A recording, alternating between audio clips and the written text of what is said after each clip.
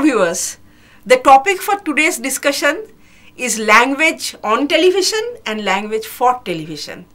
And we have with us in the studio a student, Anisha Das. She is a student of media science at ILIT College. We all would agree that television is a 24/7 Tower of Babel.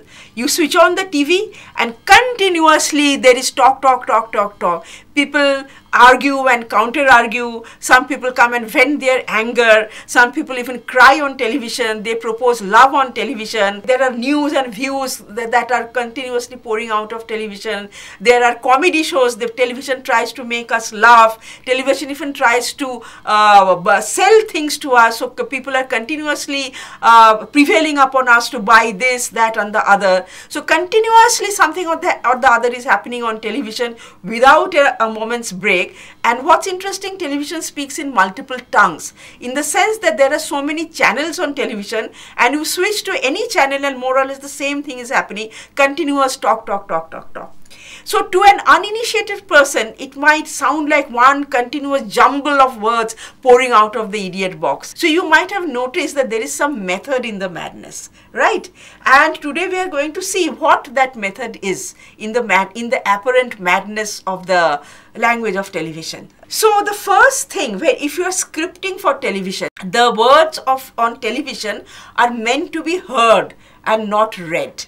Okay, so that means the anchor has to speak in the way we speak in our everyday life, but without making mistakes. The anchor shouldn't make a speech, but speak in a conversational tone, in a chatty way, but without making mistakes. And sentences should be short, the language should be simple. Now the advantage of short sentences is that then the anchor gets a breathing time. And it also is beneficial for the listener or the viewer, because it's easier for the viewer to assimilate the information if it comes in short sentences. Now the television's anchor doesn't speak to a crowd or a gathering or a class, but it speaks to an individual or at most to a family, because television is meant for family viewing. Yes. So therefore that level of intimacy has to be there, and the anchor has to make eye contact with the television camera, so by proxy with his audience, with the viewers. And that intimacy or that direct address should be there in the language also. And the television anchor cannot afford to be holier than thou, that I am superior, I am the repository of all knowledge and I am going to tell you these things. That doesn't work on television, okay, because the viewers will get put off immediately. They will feel alienated. They will feel alienated. So the television anchor has to be down to earth, has to be in the level of the viewers, okay, not standing at a pedestal and talking. Okay, he or she shouldn't have that kind of an attitude. Okay. Also, when you are writing, avoid tongue twisters like she sells seashells on the seashore. Okay, so avoid those tongue twisters. Avoid difficult to pronounce and complicated words. Say for example, use the word honest instead of conscientious. Use the word related instead of circumstantial. Okay, so like that, use the simpler synonyms which are easier to pronounce and shorter. Now you may ask that why is the television anchor not allowed to fumble or not allowed to make mistakes?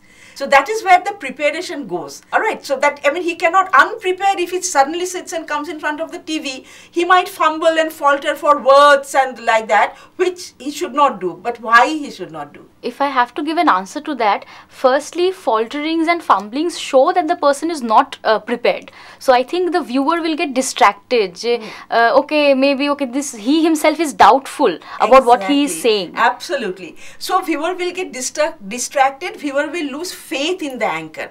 Okay, because after all these television anchors and newscasters, they are like role models to the viewers. Yes. Okay, so they can come into the viewer's living room every day, and the viewers somehow look up on them. Okay, don't put him on a pedestal, but they look up on. Viewers try to be like them, and the anchor has to respect that faith. Yes. In the viewer. So if the anchor is faltering, viewer will know that okay, he himself is doubtful, so why should I take him seriously?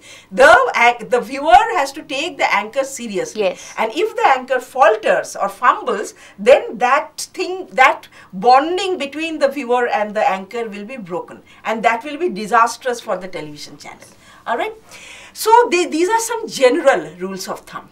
Now let us come to the specifics. So various genres of television programming are news, interviews, features, spoofs, stand-up comedies, countdown programs, reviews, and on and on and on. There are so many types of programs. Okay, some studio-based, some on location. Okay, like Walk the Talk is on location. Other interview-based programs are in the studio. So like that, there are so many variations. Out of that, news is of course very, very important, because news is something, whether Hindi or English, is something that we all listen to, and it's a part of our everyday life. And if we have a habit of listening to one particular channel, then we in our subconscious imbibe the style of speech of that particular channel without our realizing it, and it becomes a part of our existence, a part of our thinking process, a part of what we speak. So this everydayness of news is very important because it gets embedded into the culture of everyday life. All right. So now let's get into the language of news a little bit.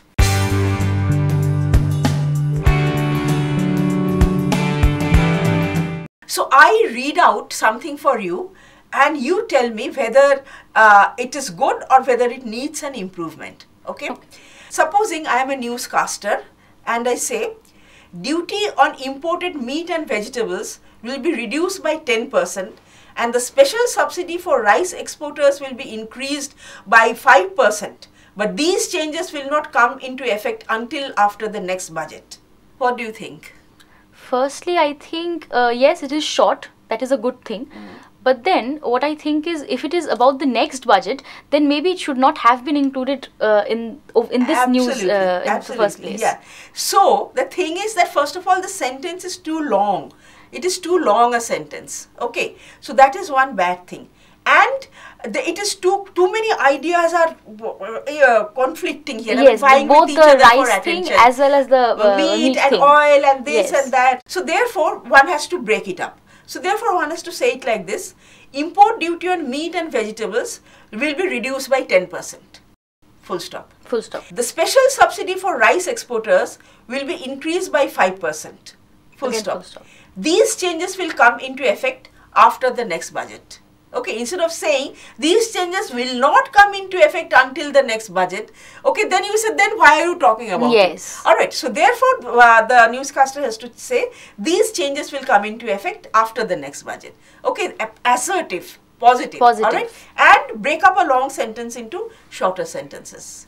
Okay, one more example. 3 children have been admitted to hospital with suspected food poisoning. Would you like to improve on it? No, I think this can be told as it is. But it can be improved. We can say food poisoning put 3 children in hospital.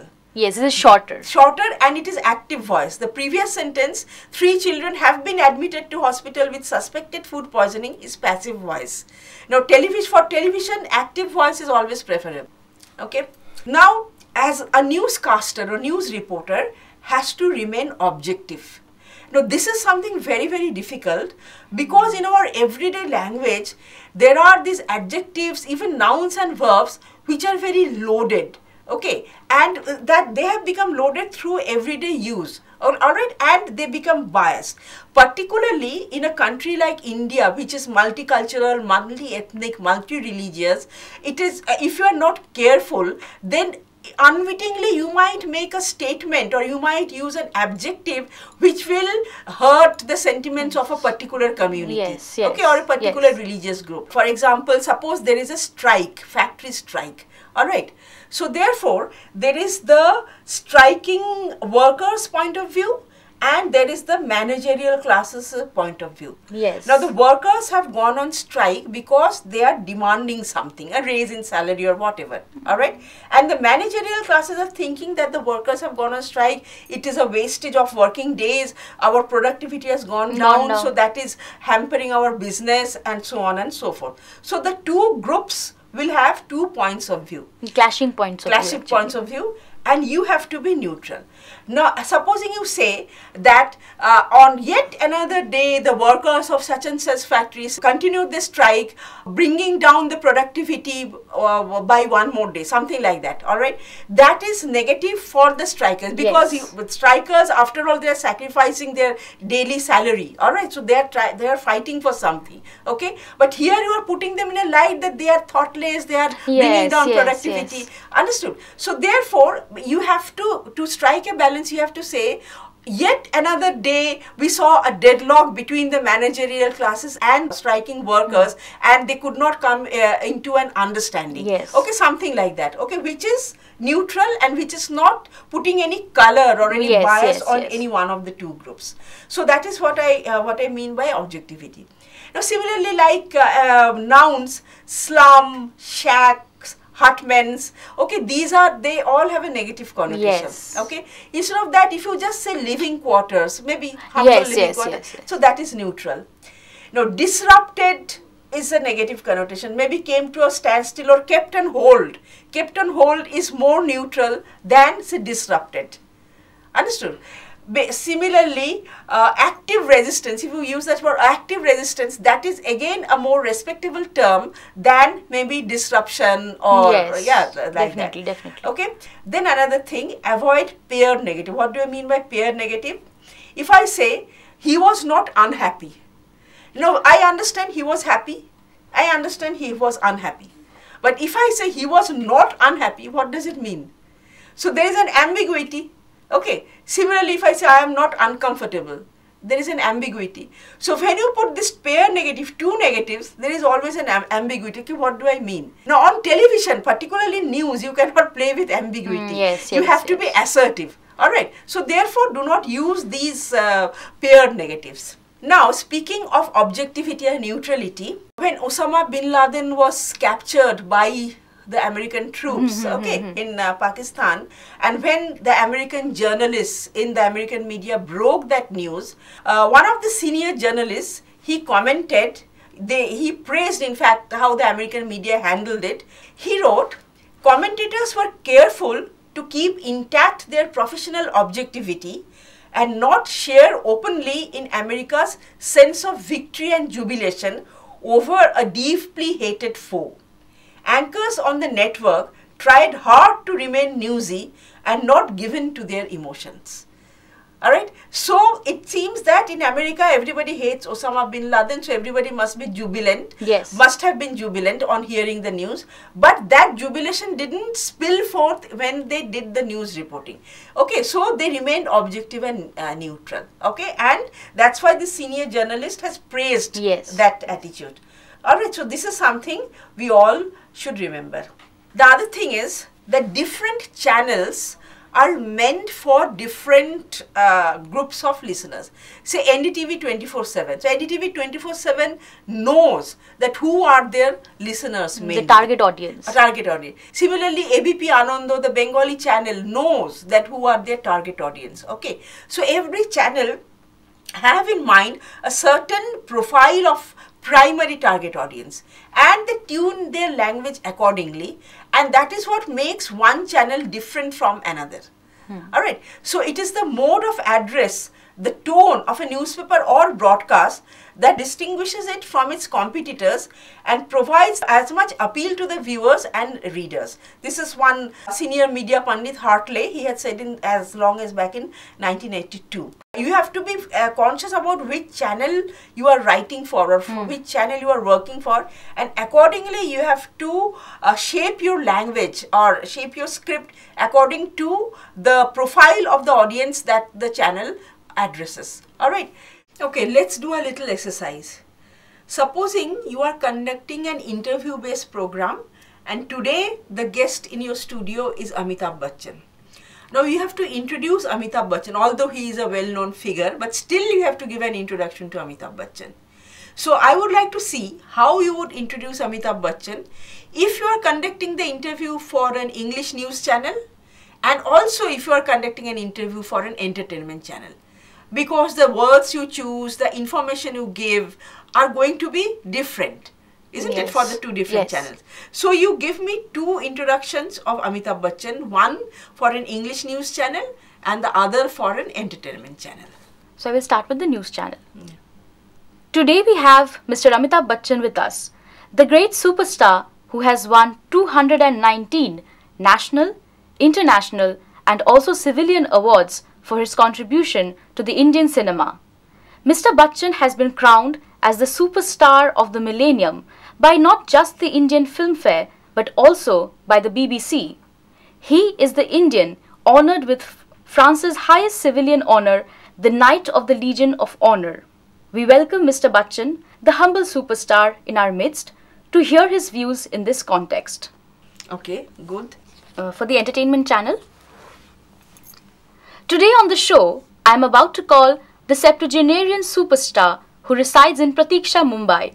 He has been an actor, producer, singer and even a television presenter.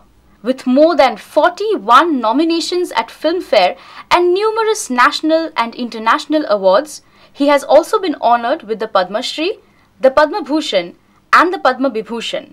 Please welcome the lovable Jay from Sholay, the admirable Vijay Dinanath Chauhan from Agnipath, the brave Oro from Pa, the intelligent Meyer Wolfsheim from The Great Gatsby, none other than Mr. Amitabh Bachchan. Wow, excellent, excellent. Very good.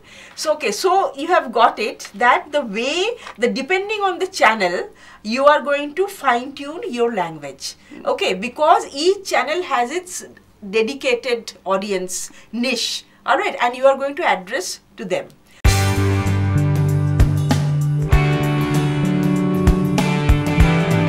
Coming back to certain don'ts on television. Now we have already seen that you should not use double negatives and you should not use difficult words, etc. Now you should obviously not use profanities. Okay, yes. Obscene language. Okay, that's of course a strict no-no because television is for family viewing. Alright, so there has to be a limit of decency. Even in the stand-up comedies and spoofs, even in those programs, there has to be a limit of decency. But supposing you are doing a live program and in a live program somebody, even a guest or a rock star or even a vox pop, a common person, he just splutters out something, a profanity. Alright, then what do? How do you handle it? Firstly, I will try to again bring the person back on track. That please do not use this. Let's stick to the point of discussion. That is the first thing I will do. Secondly, during the post-production, probably we do have the the beep sound. Exactly. And the blurring. So that is what you have heard, that beep. The point is, in a live program, you don't even have post-production. Okay, yes. It goes live. That's the thing. But yeah, if you are repeating it, then either you edit out that part or you put beep, beep, beep. Okay, so that's how you censor the thing. Alright, so this is one risk that in a live program, these profanities may come in, but yes, try to avoid as much as possible. Okay, so that is about scripting, because every program needs a script. But television anchor also has to acquire some skills which are called skills without script. Because a television anchor has to think on his feet, so to say. Alright, so what are the skills without script that he has to acquire? Number one, a knowledge base. He or she has to be knowledgeable about a wide array of things. Okay, there is a breaking news and you have to handle that immediately. Alright, so if you don't have enough knowledge about that, then you will be at soup. Yes. And you are on air. Okay, live on air. You have to have ability to process new information. Some new information has come in. Quickly you have to think that how am I going to introduce this little news? Okay, ethical compass has to be there. Yes. That whatever is coming in, you cannot go be unethical. Command over language, that goes without saying. Interviewing finesse. When you are interviewing somebody, then you have to allow that person to talk. Okay, you have to have your control over the program, but at the same time you should not steal the show. Allow the person to talk, and if the person is not talking, you have to know how to make that person talk. Mastery of multitasking. When you are on air in front of the television camera, touch with the control room also. Yes, so yes. On one side is the camera, and then you are with that microphone, you are in touch with the headphone, you are in touch with the control room, and you have to listen to their instructions. Yes. Alright, so many things you have to do at a time. Appreciation for all roles. Some technical glitch may happen. Okay, don't lose your cool. Try to make up for it. Okay, if there is a technical glitch that is happening when the program is being broadcast. And of course, an acute sense of timing, that if I say this much is going to take 2 minutes and now 2 minutes are left, and how do I wrap up quickly? Okay, and everybody in an interview, in a panel discussion, everybody should get a chance. All right, so nobody should be allowed to talk too much. That is an acute sense of timing, because all television programs are time bound, and within that stipulated amount of time you have to complete your task. So these are some of the skills without script that one has to develop.